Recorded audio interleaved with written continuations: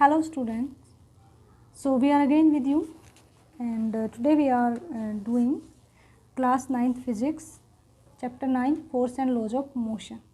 So this is our part 2 question, part 2 of NCERT textual question answer.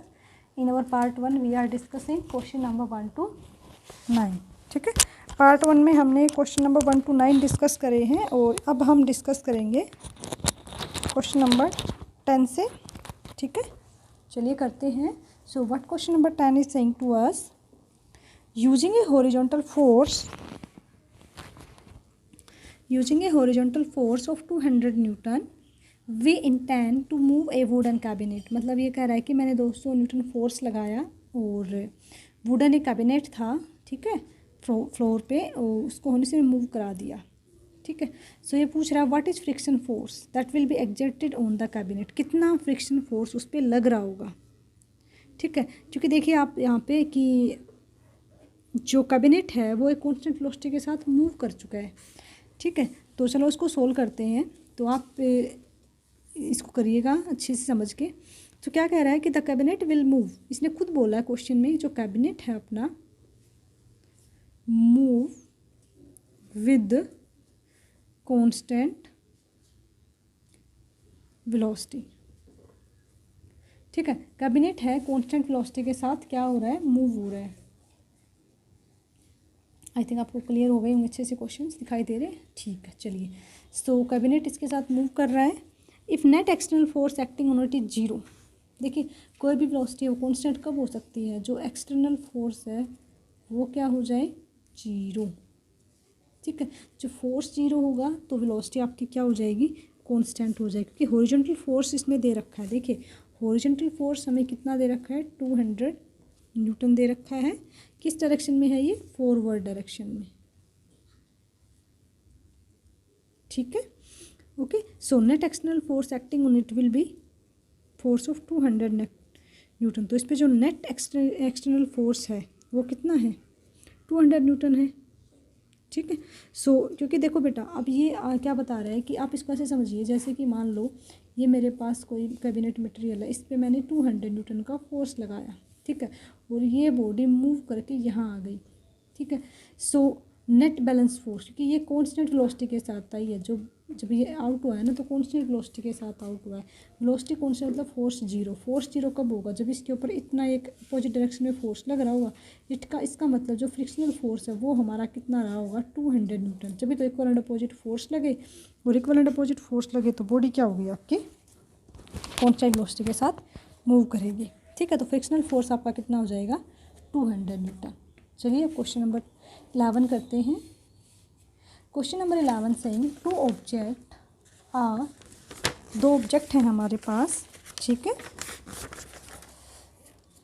Each of mass 1.5 kg are moving. हरे दोनों objects का जो मास है कितना है, 1.5 kg है.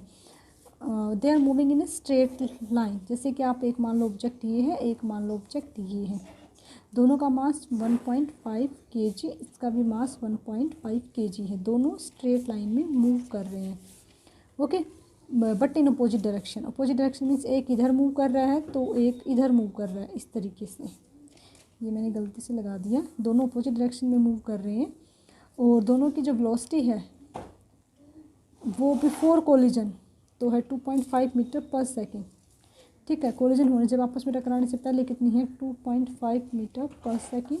यानी कि u1 ये मास m1, इसका मास m2, और u2 भी कितने दे रखी है, 2.5 मीटर पर सेकेंड. सो ये क्या कह रहा है, before the collision during which they stick each other what will be the velocity of the combined object. फिर क्या कह रहा है, कुछ टाइम के बाद एक दूसरे के अंदर स्टिक कर गए. स्टिक मतलब they are attach with each other. तो दोनों अटैच हो गए एक दूसरे के साथ, तो मास भी कितना हो जाएगा, 3 kg. ठीक है, और जो एक मतलब एक दूसरे के साथ मूव कर रहे हैं तो वेलोसिटी हमें क्या निकालनी है, फाइंड आउट करनी है. ये वाली वेलोसिटी यानी कि फाइनल पोजीशन की वेलोसिटी हमें निकालनी है. ठीक है, सो ये हमारा ऑब्जेक्ट फर्स्ट है, ये सेकंड है. तो चलिए इसको सोल्व करते हैं. देखिए बेटा क्या कह रहा है कि वेलोसिटी ऑफ ऑब्जेक्ट, तो हम क्या करेंगे, इस पर law of conservation of energy लगा लेंगे. Law of conservation of momentum लगाएंगे, ऑफ मोमेंटम. ठीक है, law of conservation of momentum क्या कहता है? Law of conservation of momentum कहता है p i is equal to p f, यानी कि initial momentum is equal to final momentum. Initial momentum means हम क्या कहेंगे?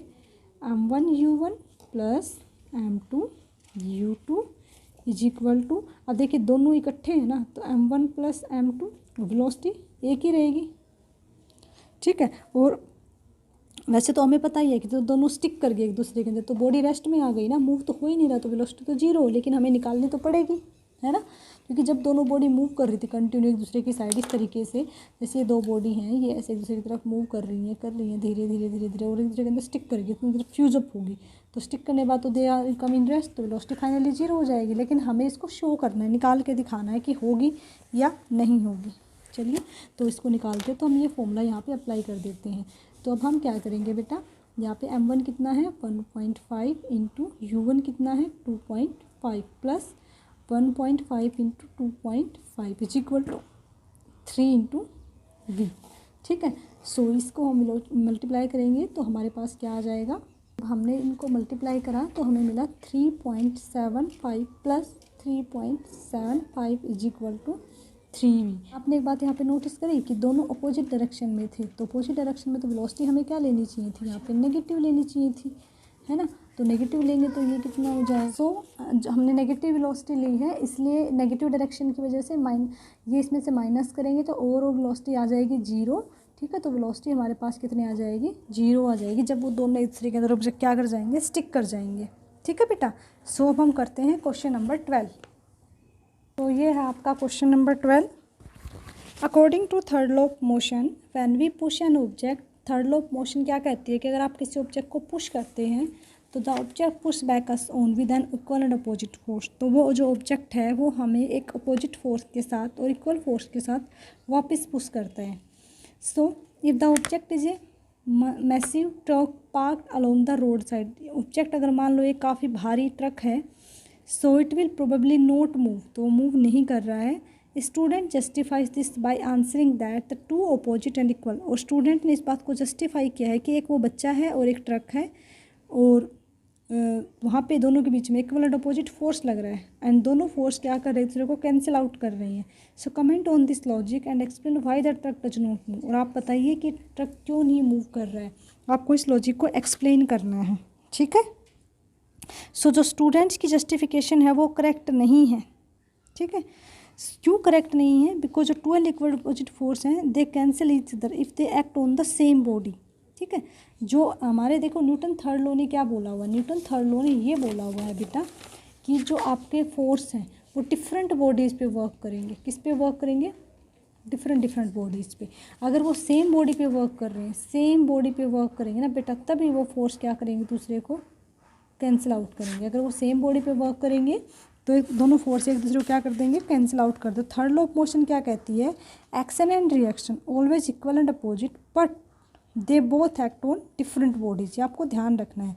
तो न्यूटन थर्ड लॉ के अकॉर्डिंग जो हमारी एनएलएम की थर्ड लॉ है उसके अकॉर्डिंग हम क्या कहेंगे, उसके अकॉर्डिंग ये कहेंगे कि आपका फोर्स डिफरेंट बॉडीज़ पे इक्वल एंड अपोजिट वर्क करेगा। जैसे कि एक बॉडी ये है, एक बॉडी ये है, तो ये इस पे फोर्स लगाएगा, और ये तो डिफरेंट बॉडीज़ हैं और डिफरेंट बॉडीज एक दूसरे पे इक्वल एंड अपोजिट फोर्स लगाएंगे, इसलिए वो फोर्स क्या होगा, कैंसिल आउट नहीं होगा, ठीक है। वैन यू पुश से जब हम ऐसी ट्रक, जब हम एक भारी से ट्रक को पुश करते हैं, जब force applied on the truck is not sufficient to overcome the force of the friction. देखिए अगर मान लो ये एक बच्चा है और यहाँ पे ये एक ट्रक है, अगर ये बच्चा इस पर अपनी तरफ से फोर्स लगा रहा है, तो जितना फोर्स हम इस पर लगा रहे हैं, ठीक है, जो एक्सटर्नल फोर्स लगा रहे हैं और जो इसका खुद का, तो इसके अपोजिट में क्या हो जाएगा, फ्रिक्शनल फोर्स। तो इस वो फ्रिक्शनल फोर्स इतना ज़्यादा है कि हमारे फोर्स का उस पर कोई इफेक्ट भी नहीं होगा, ठीक है। सो हम क्या करते हैं कि इसका इनर्शिया ऑफ रेस्ट बहुत ज़्यादा है, आप एक तरीके से कर सकते हो, तो हम इतना फोर्स नहीं लगा सकते उस ट्रक के ऊपर कि इस ट्रक के फोर्स पे हम ओवरकम कर जाएं, ठीक है। इस वजह से वो ट्रक मूव नहीं करेगा, ठीक है। तो truck will move only if the force applied on it is greater than the frictional force. Truck कब मूव करेगा, जब ये वाला फोर्स इस फोर्स से ज़्यादा हो जाएगा तो ट्रक मूव कर जाए। जैसे पेन है, अभी इस पेन, ये पेन, मैं जो इस पेन पे फोर्स लगा रही हूँ अपनी तरफ से, तो पेन भी मुझ पर अपोजिट डायरेक्शन में फोर्स लगा रहा है, ठीक है। पेन कब मूव करेगा, जब मेरा फोर्स इस पेन के फोर्स से ज़्यादा हो जाएगा, ठीक है। तो अब क्वेश्चन नंबर 14 करते हैं। तो ये आपका question number 13, a hockey ball of mass 200 gram, एक हॉकी बॉल है जिसका मास 200 ग्राम है, travelling at 10 metre per second, speed कितनी है 10 मीटर पर सेकेंड है, struck by a hockey stick, उसको हॉकी स्टिक से स्ट्रक किया गया है, and it return to it along its original path, फिर वो वापस अपने पाथ पे आती है 5 मीटर पर सेकेंड की स्पीड से। आपको कैलकुलेट करना है, क्या कैलकुलेट करना है हमें, calculate the change of the momentum occurred in the motion of the hockey ball के उसमें मोमेंटम में क्या चेंज हुआ जब उस पर फोर्स अप्लाई करा गया, किससे। अब हॉकी पर कौन, जैसे ये हॉकी है तो इस पर बॉल को ऐसे स्टिक कर दो, बॉल की जो हॉकी की स्टिक है वहीं तो बॉल पे फोर्स अप्लाई करेगी। तो चलिए इस क्वेश्चन को सोल्व कर लेते हैं हम। ठीक है, देखिए बेटा, मास ऑफ द बॉल, जो बॉल का मास है, मास ऑफ बॉल का मास कितना दे रखा है 200 ग्राम दे रखा है। ठीक है, जिसको हम किलोग्राम में चेंज करेंगे तो 200/1000, तो 2/10 1/5, तो ये आपका आ जाएगा 0.2 किलोग्राम में आ गया। ओके, ये मास ऑफ द बॉल है। तो velocity of ball before striking, मतलब स्ट्राइक होने से पहले वेलोसिटी ऑफ बॉल, ठीक है, before striking the hockey stick, before striking the hockey stick, क्या हो जाएगा आपका बिफोर स्ट्राइकिंग, तो ये हमने मान लिया V1, ये आपका कितना दे रखा है 10 मीटर पर सेकेंड। ठीक है, और वापस उसी के साथ वापस आ जाती है। तो आफ्टर स्ट्राइकिंग उसकी हॉकी की, तो आफ्टर स्ट्राइकिंग उसकी स्पीड कितनी हो जाएगी, आफ्टर स्ट्राइकिंग,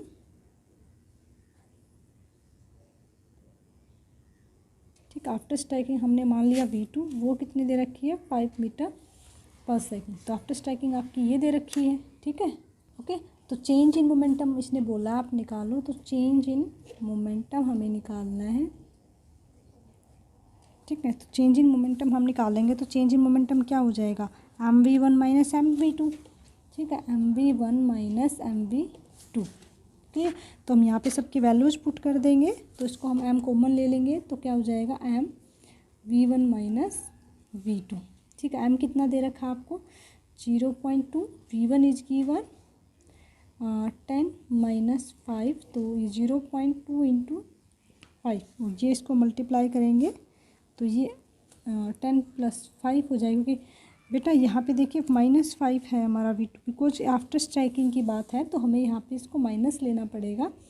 ठीक है, वेलोसिटी अपोजिट डायरेक्शन में गई है ना, मतलब एक बार गई है और फिर वापस आई है, तो जाने का 10, आने का -5, तो नेगेटिव डायरेक्शन हो गई, तो यहाँ पे आ जाएगा प्लस, तो आपका हो जाएगा 0.2 इंटू 15। ठीक है, और ये आपका आ जाएगा 3.0 kilogram metre per second.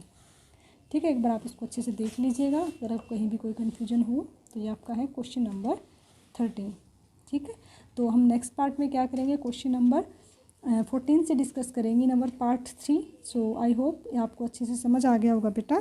Thank you so much students, hope this is very helpful for you. So आप अपनी पेंसिल्स निकालिए, पेन निकालिए, नोटबुक निकालिए, और इन क्वेश्चंस को दोबारा से वीडियोज़ देखिए और अच्छे से सोल्व कीजिएगा। ठीक है, thank you so much student, have a nice day. And आपको ये क्वेश्चंस बहुत अच्छे से करने हैं अपनी नोटबुक्स में, क्लियर, क्योंकि अगर आप इनको अच्छे से करोगे तभी आपको अच्छे से समझ में आएगा। अगर आप इन क्वेश्चंस को सिर्फ देखोगे तो आपको समझ नहीं आएगा। आपको क्या करना है, नोटबुक में इन क्वेश्चंस को अपने हाथों से सोल्व करना है। जब तक आप इन क्वेश्चंस को सोल्व नहीं करोगे तब तक आपको क्लियरेंस नहीं आएगी। तो आप अपनी पेंसिल निकालिए, पेन निकालिए, नोटबुक निकालिए, और इन क्वेश्चंस को सोल्व कीजिएगा साथ साथ। और एक बात का हमेशा ध्यान रखिएगा बेटा, आपको क्वेश्चन बहुत अच्छे से पढ़ना आना चाहिए। अगर आपको क्वेश्चन समझ में आ रहा है तो आप इनको बहुत अच्छे से डील कर सकते हो। कभी भी आपको रटना नहीं है, न्यूमेरिकल्स को रटा नहीं जाता, न्यूमेरिकल्स को समझा जाता है। ठीक है, so thank you so much student, take care.